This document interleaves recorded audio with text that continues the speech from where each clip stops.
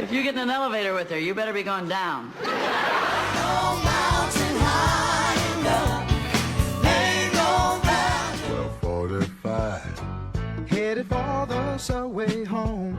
Somebody, you got to find yourself somebody. Watch out here.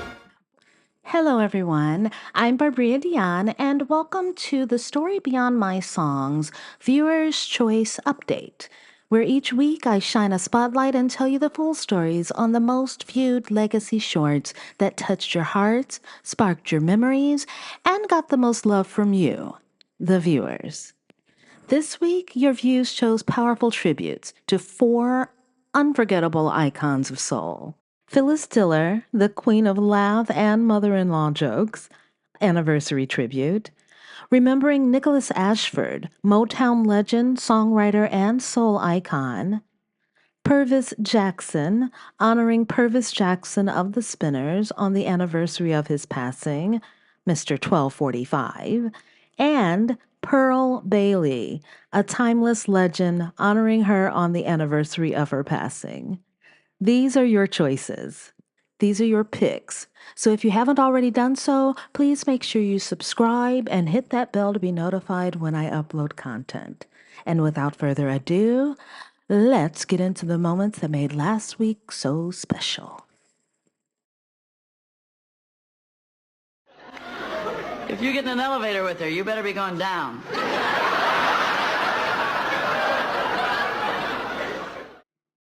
On August 20th, 2012, the world of comedy lost one of its greatest pioneers, Phyllis Diller. Born Phyllis Ada Driver on July 17th, 1917, she was more than a comedian. She was a trailblazer, opening doors for women in stand-up at a time when the stage was dominated by men. With her wild wigs, outrageous costumes, and that unforgettable laugh, Phyllis made her mark with rapid-fire one-liners. But what really set her apart was her fearless jokes about everyday life, her fictional husband, Fang, and, of course, her mother-in-law. Diller turned that dreaded mother-in-law stereotype into pure comedic gold. Her sharp delivery and over-the-top exaggerations gave audiences permission to laugh at what many considered a taboo subject. These jokes became her signature, proving that she could take something familiar and make it outrageous, relatable, and absolutely hilarious. But Phyllis wasn't just telling jokes. She was ahead of her time. One of her most famous lines was, She's an old bat. Her social security number is 2. that same punchline would later be used by Tyler Perry in his film, Why Did I Get Married Too? Decades after Phyllis first said it. It was proof that her wit transcended generations. Her humor was timeless. Over her career, Phyllis Diller became a household name, with appearances on The Tonight Show with Johnny Carson, The Ed Sullivan Show, The Flip Wilson Show, films, television, voice acting, and even a few books. She lived boldly, laughed loudly, and inspired countless comedians, especially women, to take the mic and share their truth. Phyllis Diller passed away on August 20th, 2012, at the age of 95.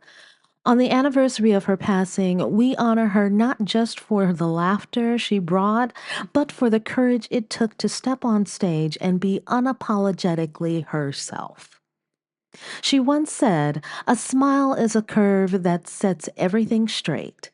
And through her jokes, whether about Fang, her mother-in-law, or being old enough to have a social security number of 2, Phyllis Diller left us all with a reason to smile. Thank you, Phyllis, for the laughter, the trailblazing, and the timeless humor that continues to inspire. The only reason she wasn't on Noah's Ark, they couldn't find another animal that looked like her.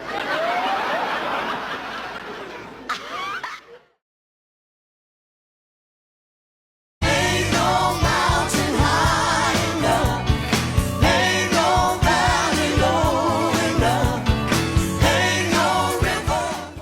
On August 22nd, 2011, the world lost one of its greatest musical visionaries. A gifted songwriter, record producer, and singer, he is best known as one half of the iconic duo Ashford and Simpson, and left an indelible mark on music history.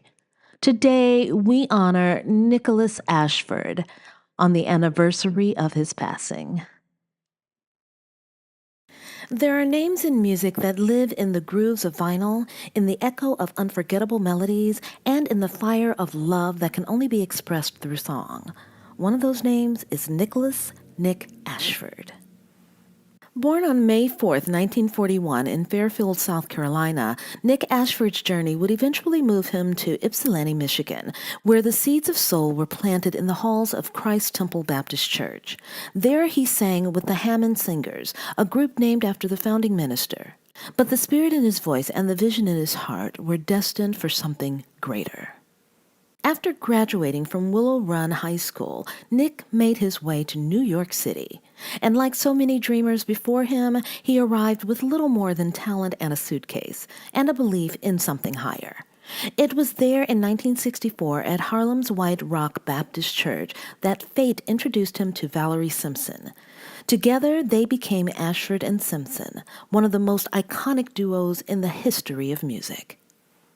In the early days, they struggled as recording artists, but as songwriters, their brilliance couldn't be denied. Alongside Joshy Joe Armstead at the Scepter Wand label, their songs found life in the voices of Ronnie Millsap, Maxine Brown, the Shirelles, and even Ray Charles, whose hit, Let's Go Get Stoned, topped the R&B charts in 1966. That same year, Destiny called again, this time from Detroit, Motown. Nick and Valerie penned some of the most timeless classics ever recorded. Ain't No Mountain High Enough, You're All I Need to Get By, Ain't Nothing Like the Real Thing, Reach Out and Touch Somebody's Hand. These weren't just songs, they were anthems. Love, resilience, unity, those were the mountains they sang about, and they climbed them all. And then came their own voice as a duo. Found a Cure, Is It Still Good to Ya, and of course, Solid. That song became more than a hit. It became a declaration. Ashford and Simpson weren't just a musical team, they were a life team. In 2002, they were inducted into the Songwriters Hall of Fame. They received the Rhythm and Blues Foundation's Pioneer Award, the ASCAP Founders Award, and the Grammy Trustees Award. Rolling Stone named them one of the 20 greatest duos of all time. I had the incredible honor of meeting them at the Cotton Club in Chicago, alongside my cousin, singer Ben Fernandez. Nick's brother came up to the dressing room and told us Ashford and Simpson wanted to hear us do their song. And I'll never forget the feeling of singing their song, Ain't No Mountain High Enough, in front of them. It was more than a performance, it was a moment of living history, one I will carry with me forever, especially the standing ovation and the kisses they blew. Wow. Nick Ashford once said, I needed real help in New York, and I had no friends. I looked up at those buildings, I couldn't see the sky or nothing, and I said, well, there ain't no mountain high enough. And I just started. The words just fell out of my mouth, really. Nick Ashford passed away on August 22, 2011, from throat cancer at the age of 70. But his voice, it's still here, in the harmonies, in the words, in the love. Rest in heavenly peace, Nick Ashford. Thank you so much. Your words still lift us all.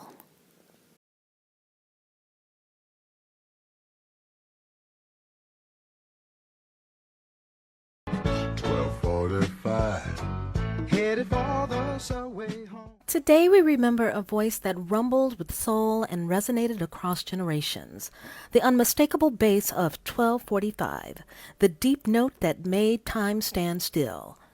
Today we honor Pervis Jackson on the anniversary of his passing. Born on May 17, 1938, Pervis Jackson grew up near the rhythm of a city that was becoming the heartbeat of black music, Detroit, Michigan. By 1954, he and a group of schoolmates from Lincoln High School in Ferndale, just outside Detroit, formed a group that would quietly shape R&B history, the Spinners.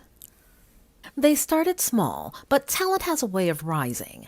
In 1961, the Spinners signed their first deal with Tri-Fi Records, and there, Pervis, with his deep timbre and calm swagger, found his calling as the group's bass anchor and spokesman. The world came to know the Spinners for hits like It's a Shame and their disco reinvention of Working My Way Back to You. But fans always waited for that one moment, that one line that made every crowd erupt. Yeah, 12:45.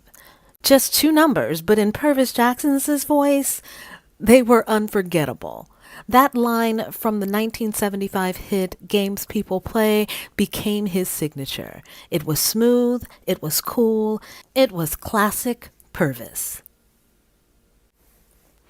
For over 5 decades, Pervis never left the Spinners. Through changing times, changing sounds, and changing members, he remained the group's rock. From 1954 to 2008, he was there. Every song, every show, every memory. On August 18, 2008, Pervis Jackson passed away, but his voice, that deep, velvety rumble, never left us. In 2023, the world finally gave the Spinners the honor they long deserved, induction into the Rock and Roll Hall of Fame. And though Pervis wasn't there in body, his presence echoed through the room, as it does through every record, every lyric, and every fan's memory. Pervis Jackson wasn't just the bass, he was the foundation, the heartbeat, the soul beneath the harmony. And every time someone sings 12:45, you live all over again. Rest in heavenly peace, Pervis Jackson. 12:45 never sounded so good.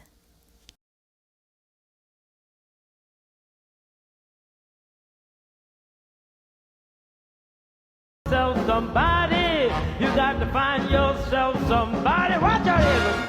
Born March 29, 1918, in Newport News, Virginia, she was a woman of extraordinary talent, charisma, and grace. More than just a performer, she was a force of nature, a trailblazer, and a national treasure. Today, we honor Pearl Bailey, a true legend, on the anniversary of her passing. Pearl's journey into entertainment began in the world of vaudeville, where she honed her craft, captivating audiences with her signature wit and effortless charm. Her big break came in 1946 when she made her Broadway debut in St. Louis Woman. From that moment on, there was no stopping her. In 1968, she cemented her place in theater history, winning a special Tony Award for her unforgettable performance as Dolly Levy in an all-black production of Hello, Dolly, a role that showcased her dazzling stage presence and undeniable star power. Music lovers will always remember Pearl for her smooth and soulful voice. In 1952, she took the charts by storm with Takes Two to Tango, a song that remains timeless to this day. Pearl's impact reached beyond the stage and studio.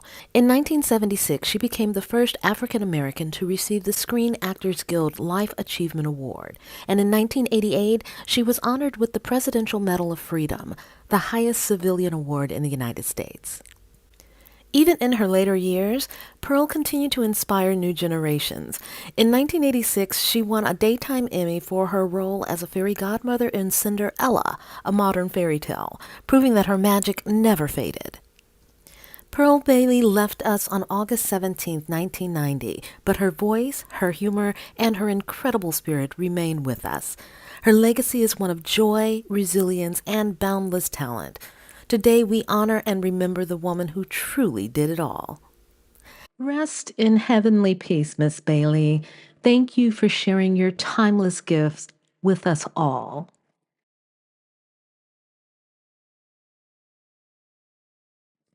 And there you have it, folks. Last week's Most Loved Stories now told in full for you to relive, remember, and cherish. If you enjoyed these moments, don't forget you can catch my weekly shorts right here on Barbria Dion to vote with your views on next week's picks. And for deeper dives and full stories, make sure you subscribe to the Story Beyond My Song channel or become a member of this channel to view upcoming stories and classic songs where the music lives on in more than just a memory. And please don't forget to like, comment, subscribe, and share for more stories beyond the legends that have shaped our lives. Until next time, keep the music alive by checking out this next video. Bye.